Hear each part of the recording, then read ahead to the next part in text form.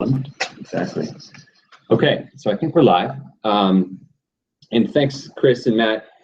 We see that we've had a couple of technical difficulties in the chat room, but it looks like everyone's good to go now. So when you can see us, just give us a shout in the chat room. Let us know that we are coming through okay. So we'll just kind of wait a minute to hear back from everyone. We actually have with us not just one guest, not just Josh Campbell. We're also very happy to have Susan Wolfenberger join us, formerly the director at the spatial analysis team at the American Association for the Advancement of Science. It was always a mouthful for me to say it. We're going to spend a little bit of time today. It looks like we're getting confirmation that we're coming through. We are going to spend a little bit of time today just talking about the many uses of satellite imagery and remote sensing, particularly for disaster response and humanitarian assistance. I think it's worth noting that we have some members from the HOT team actually in the class. So it will be a great opportunity to, I guess, get some feedback as well on kind of what others have seen work well when it comes to kind of crowdsourcing the use, or crowdsourcing kind of the use of imagery to assess damage, or to assess, I guess, really anything that you can with imagery. So but before we get started, I just wanted to remind everyone we are at the end of week 3 in the class. Thank you all who have posted your maps in the forums. It's really great to see the work you all have done. And thank you for your questions. I know that there are some additional questions specifically on the use of the clipping tools in QGIS, for example. How do you manage 2 data sets that are overlapping? We will do our best to schedule another live deep dive session, I guess the 3rd deep dive session in QGIS early next week.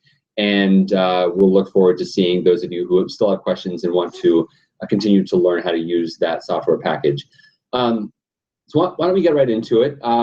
I guess before we get started, I'd love to have each of my guests kind of introduce themselves a little bit, talk a little bit about where you are now, just a couple of sentences on the types of projects that you are focused on before we kind of get further into discussion. So why don't we hear first from you, Josh? Great, thanks, Greg. My name is Joshua Campbell. I am currently running a small consultancy that's just geographic consultancy. It's just myself. I do some work for the World Bank. I do some work for the U.S. government, try to kind of position at the intersection of geospatial technology, policy, development, diplomacy, national security, kind of where those worlds all touch. From 2009, 2014, I worked for the State Department Humanitarian Information Unit before going off on my own. Did a little stint at Boundless Spatial in between. I have a PhD in geography from the University of Kansas and work on issues primarily involved with open source software, open geospatial data, satellite imagery, and kind of how all of these, like the ballooning of these technologies and their capacity and their availability and what the implications are for the U.S. government to make better decisions. Great, wonderful. Susan, what about yourself? Sure. I'm Susan Wolfenberger, and I have recently joined the team here at the State Department with Greg in conflict and stabilization operations. So I'm still kind of figuring out the ropes here. So I will describe a little bit more what I did for a much longer period of time, which was I directed the Geospatial Technologies project at AAAS, the American Association for the Advancement of Science. I was there from around 2006 until about 2 weeks ago. And a lot of the work that we did there was focusing on partnerships with human rights organizations and human rights groups to help them understand the capabilities of geospatial technologies. A lot of focus on remote sensing, particularly trying to get groups to use these technologies more to help them do their work better, to document things happening in places that were kind of inaccessible for various reasons.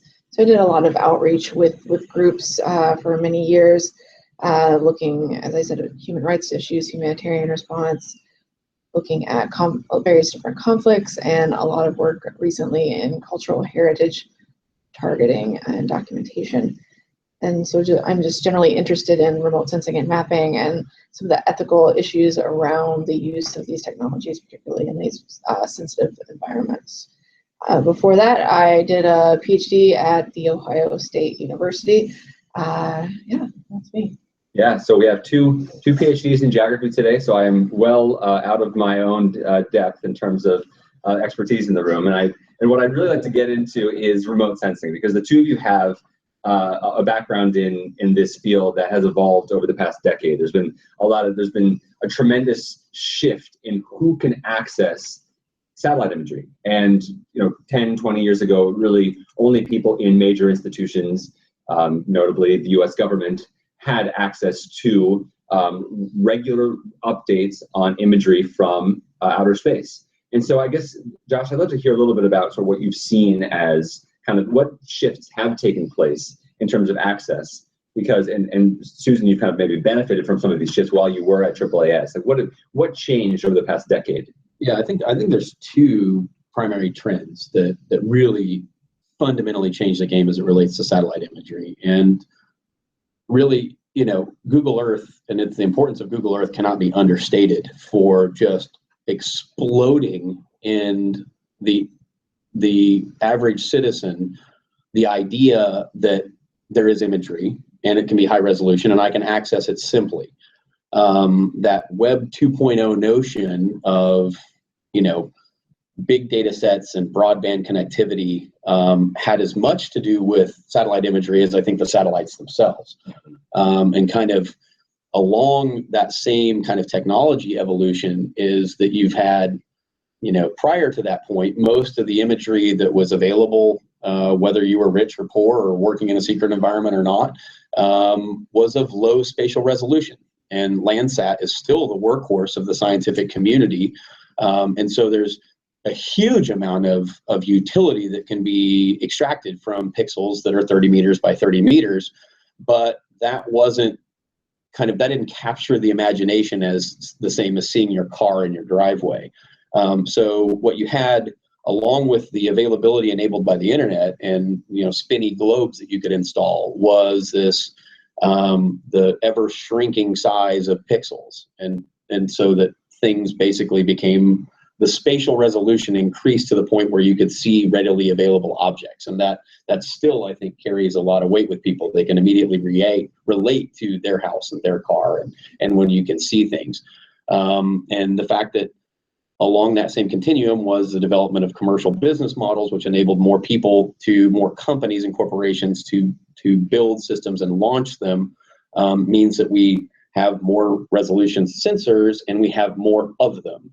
And so I think that's, over the last 10 years, what we've seen is just a curve that's gone straight up on all three of those trends.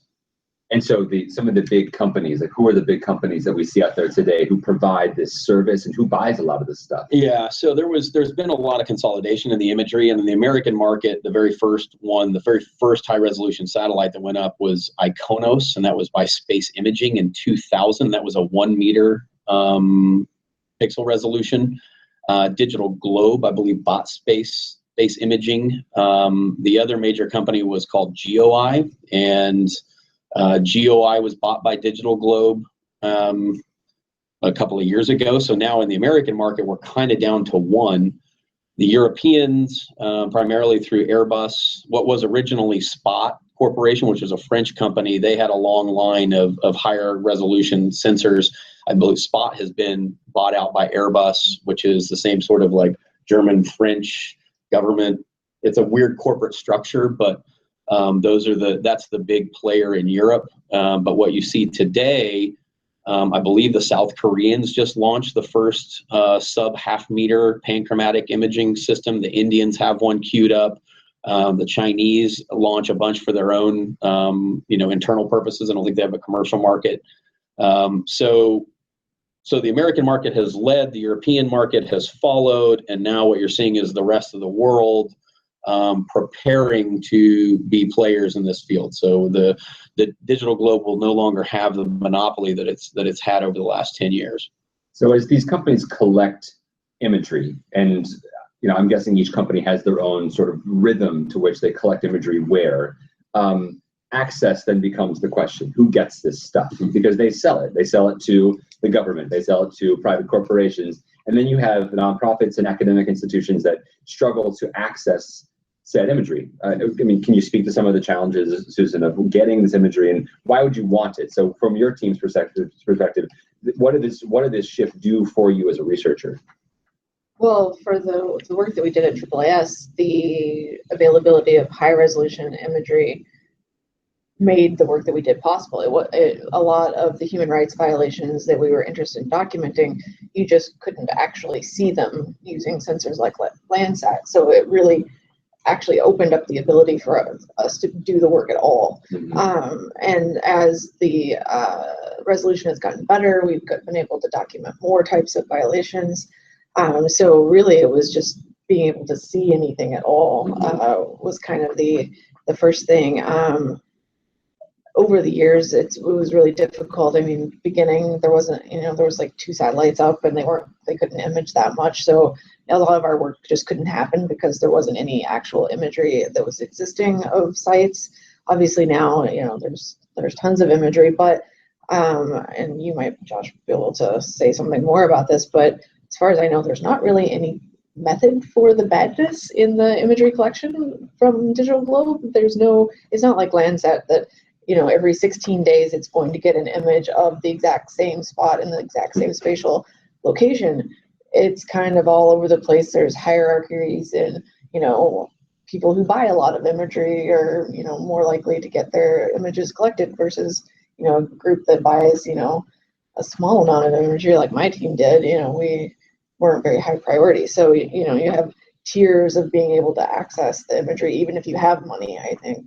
Yeah, well, and I think the imagery is data, and it may not be big data by how we would describe big data, but it's certainly massive data. And I think it's followed the same sort of IT paradigm. I mean, as you look at what it costs to move a gigabyte of information over bandwidth or store it on disk, you've seen those cost savings and efficiencies transcend into the imagery market. So whereas before it was extremely expensive to downlink the imagery off the satellite and to store it on disk, you only turned on the sensor when you had a paying customer.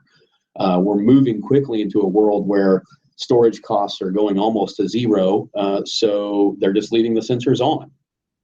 And what we'll see in the microsat and the kind of next generation of satellite companies is an always on persistent imaging that will fundamentally change everything. The other point that Susan brings up is, Landsat is always looking straight down, and it's just on over the land surface. They shut it off over the oceans, but they leave it on over the land surface, and it always looks down. Digital Globe and the high resolution sensors have the ability to point and look in different directions, so they can change the repeat frequency by which they cross a single point on the Earth's surface. There's implications for that as it relates to mapping and the accuracy of the information, but when you're trying to track a forest fire, trying to track a refugee process, you don't necessarily need airtight orthorectification, spatial precision. You just need to be monitoring the situation, and so you're making that trade-off between accuracy and timeliness by having those systems that can look off nadir. As this amount of data kind of continues to grow in size and in volume, there have been some attempts by some of the larger institutions to democratize access. And so I thought we could talk a little bit about some of the efforts that you were previously involved in, Josh, when it came to providing imagery to, and as the name of the program was called, to the crowd. Mm-hmm. And the idea was to kind of leverage of OpenStreetMap and task out imagery collection. So maybe before we even get into the purpose, let's kind of talk about a case. Like why would you need more people looking at imagery? Yeah. I guess that's the first question. So you have all these images. How do you use them? Like what's the fundamental process behind using images for humanitarian assistance? Yeah, I think, well, imagery extraction, when you look at imagery, and there's some sort of odd trade-off where the more high resolution it gets, the harder it is for computers to automatically detect the features that it's looking at. There's a certain beauty to Landsat in that it kind of averages the landscape in such a way that the machines are pretty good at being able to determine, am I looking at water, am I looking at urban, am I looking at these generic land cover classes? It's extremely valuable. But you get to meter and sub-meter, and it gets very, very complex. So now we've got more imagery, more features, and less capacity to automate that process. For the computer to read what it sees. Yeah, so be it land cover or something else. Right, because if you're, with the high resolution satellites, if you're looking at doing a change detection and somebody moves their car, it's going to show up as a change because you're looking at that level of detail. And as Josh was explaining about the satellites being able to roll off nadir, you're getting images that are from different angles, so it makes it even harder to automate these types of things. Yeah, okay. And different sun angles. I mean, it seems really stupid, but in high resolution imagery, shadows are the enemy. And when you can look in different directions and it's not the exact same time of day, shadows can play a huge role in confusing your algorithms to be able to extract objects. So that's the value. Human beings, on the other hand, are extremely good at looking at complex visual images and extracting features. So part of the bet we made with imagery to the crowd was we have through the OpenStreetMap community and through this kind of global pool of goodwill that people want to help when times are rough.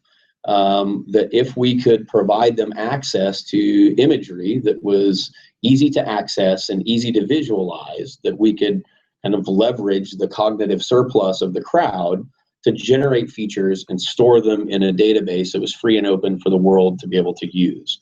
And so the US government, because it purchases a large amount of commercial imagery, digital globe imagery, we had the ability to kind of unite the purchasing power of the US government with the cognitive surplus and goodwill of the volunteers to hopefully bring that all together in a way that could do some good and do persistent long-term good by putting all that data in an open database.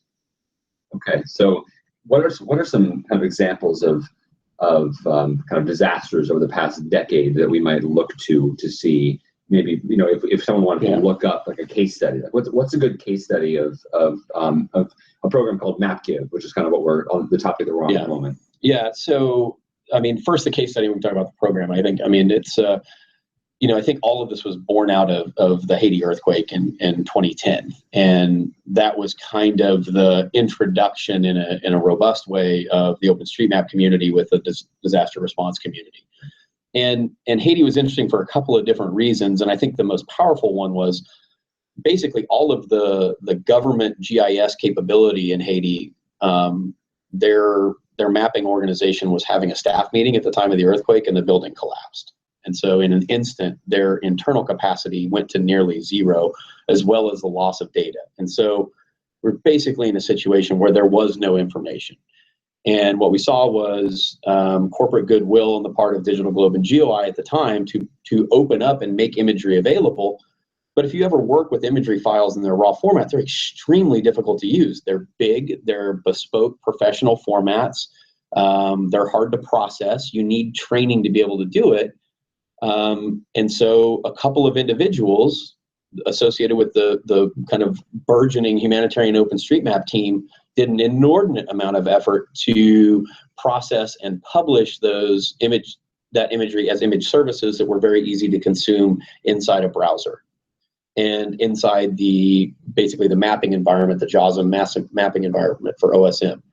And so what we saw was if the imagery was available and if somebody did the work to process it and make it easily accessible and usable, people came in and mapped, and the results were extremely impressive. And basically 600 people built a base map of Haiti that more or less, there's a little bit of rose-colored glasses that goes on with things like this, but it's more or less became the operational base map for almost all of the NGOs and the UN operating in Haiti. So certainly from an imagery to the crowd perspective, looking at it from the State Department perspective, it was like, hey, this is a real thing. And if it could happen once, if this confluence of events happened once, could we replicate it? Could the US government have any positive impact in helping make this outpouring of goodwill happen again? And that's where imagery to the crowd was born, from the idea of saying, okay, the crowd needs imagery. We've got imagery. The crowd needs to be able to access it in ways that are super easy for them to be able to use. We can build the IT tools to publish that, and then we can work alongside the Humanitarian OpenStreetMap team to help if in the best case scenario, it would be a catalyst for HOT to be able to organize volunteers and bring eyeballs to bear on the problem. And I think, you know, imagery to the crowd has I think been a very successful thing, and generated a lot of information that's in OSM. And it would be disingenuous to say that it was only imagery of the crowd, or ITSE for short, that did things here. I mean, Microsoft deserves an inordinate amount of credit for opening up the Bing image archives for HOT to map from. The majority of features have been generated from Bing imagery, and I think Microsoft is kind of they don't get the credit they deserve for making that decision. And then we looked at it from the government perspective and said, okay, Bing is fantastic. They do a great job. But what happens in those situations where either timeliness or specific conditions exist where we can supplement and come in and try to help? And I think we've done a pretty good job of finding that balance. And even though I've been out of the government for a couple of years, and I should say I'm not speaking on the government's behalf, this is my personal opinion of the historical review of it, the HIU has continued to do good work and has more or less, as missing maps and some of these other institutional arrangements have burgeoned, MapGive has still been able to find a way to be that undercurrent to be able to provide value in the best way that it can. And it's still an ongoing project. And if you go to mapgive.state.gov, you can find out a little bit about the project, and there's an imagery to the crowd link on that page that has a map and the footprints of all of the imagery that's been made available through ITSE, and it's something I'm proud of. It's an awful lot of the vulnerable populations of the earth have had some access to imagery through that process. Mm-hmm. So the types of projects that your team at the time supported were really about that kind of quick burn. We need to get imagery to people. There needs to be a better response. We need information now. It was twofold, actually. One, I didn't want to play the rapid response game to the extent that we didn't have to. My point was, and I think a lot of people's point was, why do we have to wait for something terrible to happen before it gets mapped? And MapGive was in as much an attempt to say, like, hey, if you're going to the field and if you're working in a vulnerable area, let's map it now. And Kathmandu is the prime example of, interorganizational, group working together where ITSE provided imagery for the World Bank's project to do a building inventory in Kathmandu, and 2 years later an earthquake hits, and oh, by the way, 110,000 buildings have already been mapped in Kathmandu, and an on-the-ground field team has assessed those buildings and provided additional details for all the schools and hospitals, and that team still exists and is on the ground and can help with the disaster response when the bad thing happened.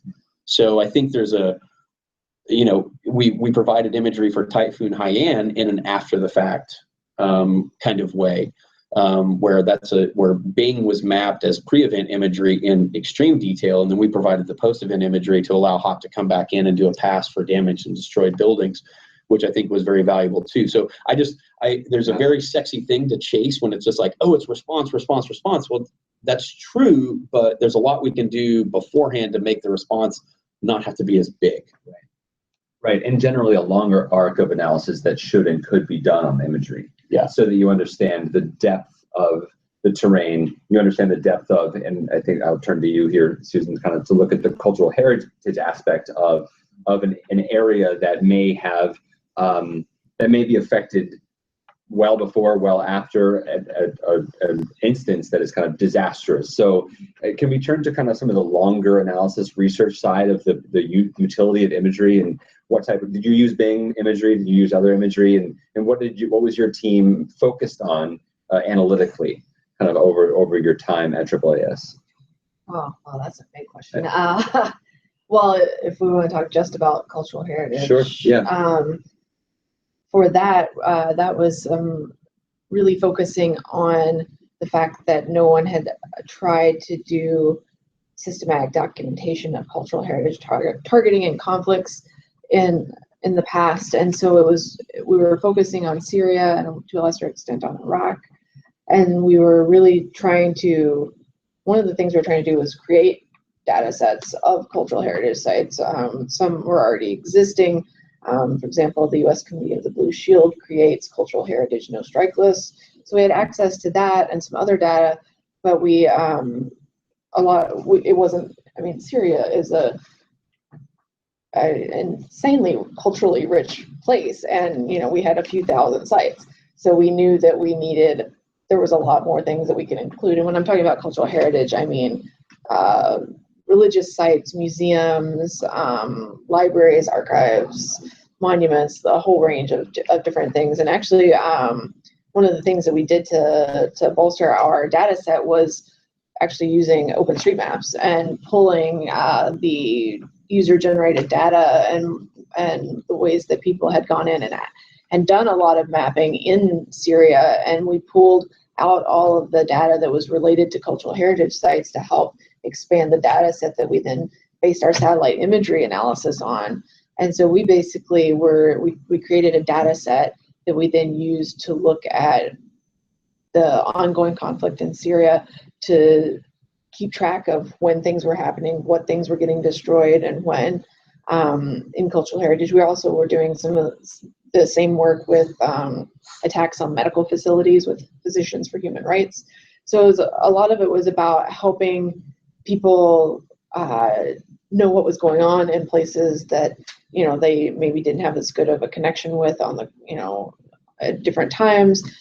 Some of it even was we had people that were monitoring things on the ground at cultural heritage sites, and they couldn't get back to their homes, and I was able to show them imagery and say, look, your house isn't destroyed right now. So there's some very broad analysis things that we were doing with it, but then you can also be able to do small things with imagery, like tell somebody their neighborhood's not destroyed. Mm-hmm. So yeah, basically, I'm a little off topic there, but it was really staring at lots of satellite imagery as much as we could get over most of Syria mm-hmm. for over 2 years. Mm-hmm. And we ended up at the end with a damage assessment for most of Syria. I mean, tens of thousands of destroyed structures all over the country, in addition to military things, all of that. So yeah, I mean, there's some amazing data sets that you can build with satellite imagery if you can get somebody to give you the money for the time to stare at it. And the great thing was we got the imagery by working with the Humanitarian Information Unit. So we didn't have to buy the imagery. We just had to pay for the eyeballs to stare mm-hmm. at it. But that was stuff that we had to literally have people sitting and staring at like the block level and just scrolling through the whole country basically, mm-hmm. because we aren't far enough with automated assessments to be able to do the type of documentation that we wanted to do. Well, maybe if I can throw in one other example, I think to me, a lot of this application of high resolution satellite imagery to complex emergencies in particular has been predated. Well, I guess you were at AAAS at the time. I mean, it was Darfur. Mm-hmm. That was one of my first projects that I did there. Yeah, and that's the Office of the Geographer helped at the State Department helped spearhead the release of what was classified satellite imagery at that time, U.S. government national assets, to declassify those to show before and after photos of attacks on villages that were razed by the Janjaweed, and to do that systematically over a large area. And that was right at the cusp of when commercial imagery was starting to become available. So the arc of that project started with national assets and basically ended with all commercial data sources. So that kind of is one arc of the technology, the role of the AAAS and what we'd say scientific, or you could even say non-state actors in a sense, being able to come in and access imagery and use it for advocacy or some other role was kind of born out of that. And then there was, imagery. It's very easy to fall into an imagery trap where you're like, I want more and more and more spatial precision. I want to be able to see smaller and smaller features. Well, that is one aspect of satellite imagery. You make trade-offs when you do that. And so there's been a couple PhDs that I know that have been written on taking that Darfur derived point data set that came from the high resolution imagery, but then analyzing it through a multi-spectral time series analysis of Landsat. And it worked really well there because you were talking about a very sparse kind of deserty environment where these villages were being burned, and the burning left very diagnostic, characteristics in the imagery. But it still shows you how you can take like a free data set that's at 30 meters, and some people would say, well, I can't see my car in my driveway. Well, that doesn't necessarily matter in this case. You get to look at a much larger swath of area and use automated methods. So, there's another story there that kind of shows that, satellite imagery should bring, it's lots of different tools that you want to have in the toolbox. You want to bring them all together, spatial, temporal, multispectral. And now we're starting to see, commercial radar satellites become available. That's something that the general public hasn't seen yet or been able to use. And then we're going to get into the Planet Labs and the persistent, always-on micro satellites. With Planet's going to be the first company, but we're going to have 4 or 5 more by the end of 2017, 2018. So there's a lot of interesting things in remote sensing as it relates to what you're going to be able to do for understanding complex emergencies and who is going to have the power that all of those eyes in the sky bring to bear. It's not just going to be a tool of the government anymore. Well, I think the point you made about advocacy is really important, particularly for, in the NGO world. Part of the reason that for my job at AAAS was to partner with human rights groups to help them understand how to use the technology and for them to be using it, and to incorporate that into their methods so that they were, they had an expanded toolkit. And that was one of the things that I was happiest about as I was recently reflecting on my time there, was that my first 2 groups that I partnered with, which was Amnesty International and Human Rights Watch, now both of them have people that are dedicated to doing satellite imagery analysis. And so you're starting to see groups that use this type of technologies that, it started with government, and then it was scientific organizations and academia, and now we're moving further out. And I mean, you're starting to see news organizations and things use this. So yeah, the ways that it's getting used is just exploding, and for good or bad, but. Sure. So can we talk a little bit about sort of the analytical process when there are humans involved? Because it strikes me that as we get more and more data, the question of how do you, if a computer can't read the image, the question is who does the reading? So in your case, you had teams of people you hired and trained and worked with closely to do the analysis. And in the case of map giving imagery to the crowd, often you were asking the crowd to come in and quickly take a short course in how to do the analysis and then work from there. And so I guess my question is, what are the pros and cons of each model, of kind of the crowdsourced with some training model to the kind of very highly professional small team model? And what have you each seen, from your vantage points as you conducted your analysis? Well, I mean, a lot of the difference, I think, is just what you can ask people to do. I think with some of the crowdsourcing, it's more focusing on things that are a little easier for random people to be able to identify. Like, most people know what a road would look like, or a river, or a broken building. Yeah, exactly. Those types of things. And so some of the work that we want to do with more skilled teams, are people that have special expertise in identifying like certain types of vehicles, or right. in the work we've been doing in Syria, we had archaeologist that was working with us, that was helping us to identify archaeological sites. And so having that extra skilled knowledge will help you interpret finer levels of features than what I think you can ask a crowd to do. Mm-hmm. Yeah, no, it's I'll give a couple thoughts, and then I think one story where I think it worked well.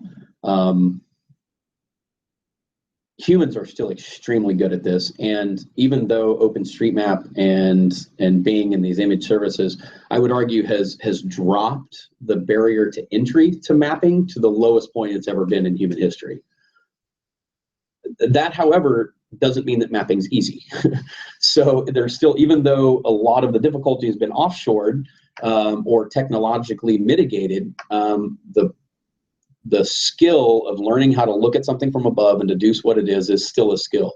And when you say mapping, you mean kind of leveraging imagery to deduce physical features? Yes. Okay. Yes. Yeah. The process by which because essentially satellite imagery, not getting into too many kind of formats, but they're rasters, they're pixels, they're just little gridded squares filled with color that don't mean anything.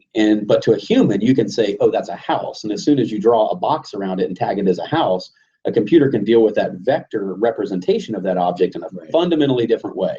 And it is that raster to vector conversion that is where the magic happens. And just a reminder, there's a short section on raster versus vectors in the tools section this week on just the data. So if you haven't had a chance to review vector versus raster data, there's a short tutorial on that, which I think will help kind of clarify what you're talking about. Yeah, and that is essentially where the magic was. It is still. And imagery to the crowd was my bet. That I worked at a remote sensing research center for years before I came to the State Department, and I had done a lot of work with advanced imagery classifications, and it just didn't work very well. And so my bet was on people, and that's why it fell down on that side.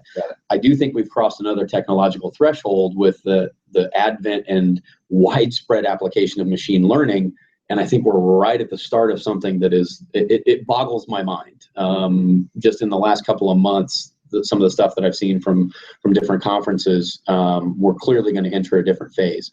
But we're not there yet. And the value of having AAAS analysts who we know the quality of their work, they're vetted, they're trained, it's detailed, painstaking, detective, forensic work. You need to have faith in that data source. The other, as far as disaster response stuff goes, the UN's UNOSAT has a great program where they do really quality work. And there's a link there between AAAS and UNOSAT.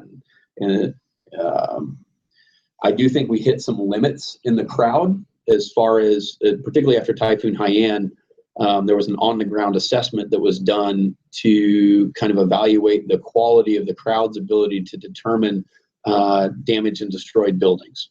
And the crowd didn't do very well. And that's kind of not surprising. There's a lot of limiting functions that would say, looking straight down on something, it may look fine, but all the walls have been blown out and you just can't see that from the side.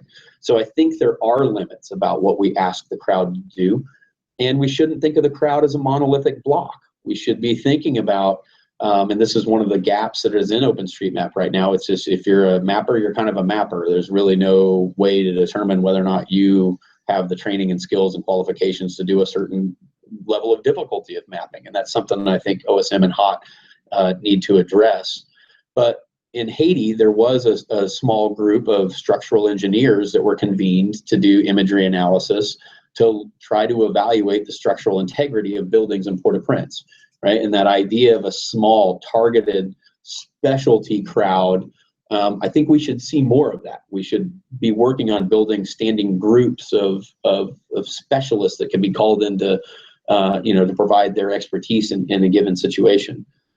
So I think there's still 1,000 flowers blooming. I say let them all bloom. And I think, we'd be able to, in the Typhoon Haiyan case, what we saw was HOT activating before the earthquake and mapping being pre-event imagery down to a very fine level of detail. It was fantastic. You had the hurricane or the cyclone hit, it was clouded, it was socked in, there was no optical imagery that could be provided. The US government, using classified means, was able to do a damage assessment, and they were able to declassify and release that damage assessment to the Red Cross and to other responders in the immediate day before any optical imagery became available. So we were able to push out that damage assessment to people who were getting on planes and going to Manila, then flying out to the Philippines. Then imagery to the crowd came in the next day when the first shots that of electro-optical imagery, visual imagery, became available. We published that out first, and then within 3 days after that, the U.S. government triggered one of its clauses of its contract that allowed us to open up all optical imagery for a period of 30 days. And it was that kind of, which then enabled everybody else, all the UNOSATs and everybody else in the game, to be able to get that imagery and do the work for themselves. And to me, that was like that's the best case study of, in a disaster response, how different organizations bringing different skill sets to the table lined up in the right way to do hopefully the best amount we could have done in that setting. Mm-hmm. So what does it take moving forward to conduct high quality analysis on areas that we are concerned might be hit by either a natural disaster or violent conflict? What are some of the tools that our students in this class, for example, can take back to their institutions to prepare themselves to support this type of analytical process, this type of analysis? Are there institutions they should be looking for? Should they spend more time with OpenStreetMap to get comfortable with the process of turning raster data into vector data? Or are there shifts kind of beyond the individual level at the institutional level that we need to look to create systems that will kind of enable the Red Cross to work with the State Department, to work with AAAS? Is there something that we should be looking to kind of at a higher bureaucratic institutional level to enable the humanitarian assistance disaster response field to best analyze ahead of time, during, and after a complex emergency? I'll look to either of you for thoughts on that. It's kind of a big question, but it's kind of an institutional question. Well, I think sensors, satellite sensors, or imaging sensors, whether they're on planes, kites, balloons, or satellites, are operating on a certain baseline set of physical properties. And you have to understand the physics of remote sensing, which is it's a better understanding of light and spectrum, and how it relates with the Earth, and that basic fundamental underpinning of what remote sensing is going to be a requirement to be able to actually utilize this stuff. As it becomes more available and touches you in your everyday life, and you just pull out your phone and you're looking at beautiful Google imagery, there's the possibility that you may miss the fact that there's some real physical principles that determined how that image was made. And if you're going to use it in any particular way, you're going to need to understand the limitations and what you can do with imagery. And so if you're at all serious beyond, if you want to do the hot mapping and the road mapping, building mapping stuff, then maybe just understanding a little bit more about how OSM works. But if you really want to get into using imagery, particularly in the types of things that Susan has done, if you want to understand archaeological resources and cultural history and how it's been impacted, and using satellites to determine that, you need to understand some archaeology. You need to understand what the imagery can tell you. And those are pretty specialized fields unto themselves. And the confluence of the two is even a smaller, Venn diagram of skill sets. So, you need to think about what it is that you're trying to understand, and make sure you can think about the input and outputs of that phenomenon as it will impact the physics of remote sensing, and then customize understand what remote sensing assets are available, and be able to subset and pick from that to be able to get to the answer you want to get to. And the more sophisticated that gets, obviously, the more kind of advanced and specialized training that you're going to need to do it. But I think that would be the framework by which I would be looking at things. And the humanitarian side, as far as institutional arrangements, I think as the imagery becomes more and more widely available, you're seeing more and more organizations get into it. I would love to see what George Washington University has done with their humanitarian student mapping group. What's it called? Someone online have to Google that and put the post in there. It's like the humanitarian something at George Washington. But it's a student group that has gotten highly involved in helping out HOT and mapping for emergency response kind of activities. I think you could, and it's embedded within the geography program or born out of it. And so you start to see, there should be resources and places that people can get involved. The Humanitarian OpenStreetMap team continues to grow, become more professional, provide more training. And so I guess, at the institutional level, clearly, we need to make sure imagery is the underlying thing that drives a lot of this. It is the fuel in the car, and making sure that people who can do the work have access to the imagery and the sensor data that they need is critical. And I think, what you see in most humanitarian disaster kinds of events, you'll see great corporate giving on the part of imagery providers. They will make things openly available. And so you can almost rely on that at this point. I mean, Digital Globe, primarily through Mapbox, has done an awful lot to be another major player in the humanitarian response OSM mapping game.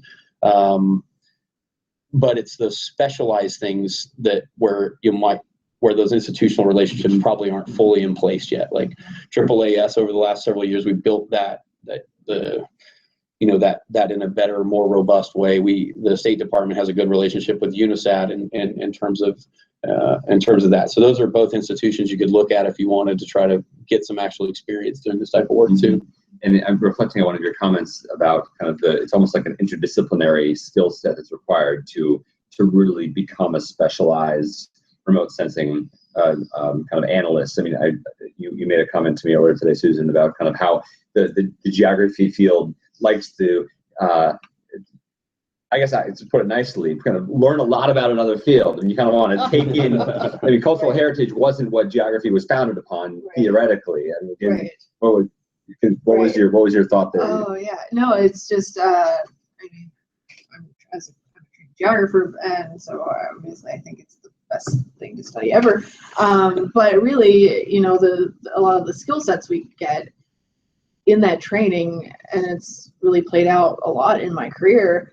The baseline training that I got in mapping and satellite imagery analysis have allowed me to work in all these different fields. I mean, I used to do lots of environmental work, and then I got into human rights, and then into humanitarian work, and then cultural heritage and conflict. And so it's, having these skill sets are really, it's just an amazing thing that you can do for your career at this point, because everybody wants somebody that knows how to make maps, and and it's growing wanting remote sensing. That's not been quite as much, but people are going to want people who can do satellite imagery analysis more and more.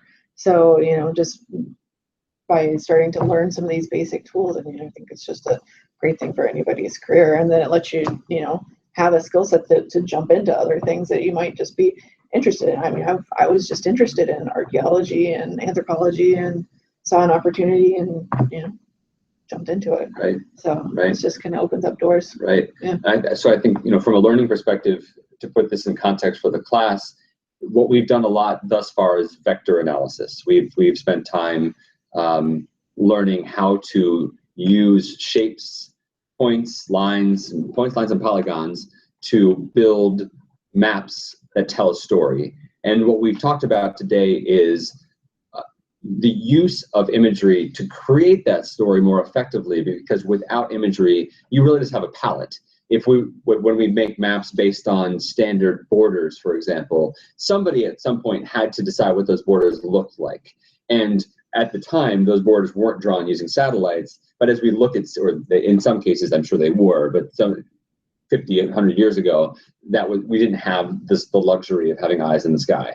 So as we think about disaster response, a map that we pull down, and I've encouraged people to use the gadm.org website, as we pull down those boundary files, that's just the beginning. If we want to do some sort of analysis on terrain, we need an image to work off of, and that's where we take the pixels, the raster data, and often turn it into vector data. And it's not always the case. We talked about other methods where you can do time series analysis and see what has changed on the terrain using computers. But as we can see, there are a confluence of analytical methods that need to be applied in order to conduct a rigorous analysis of any case.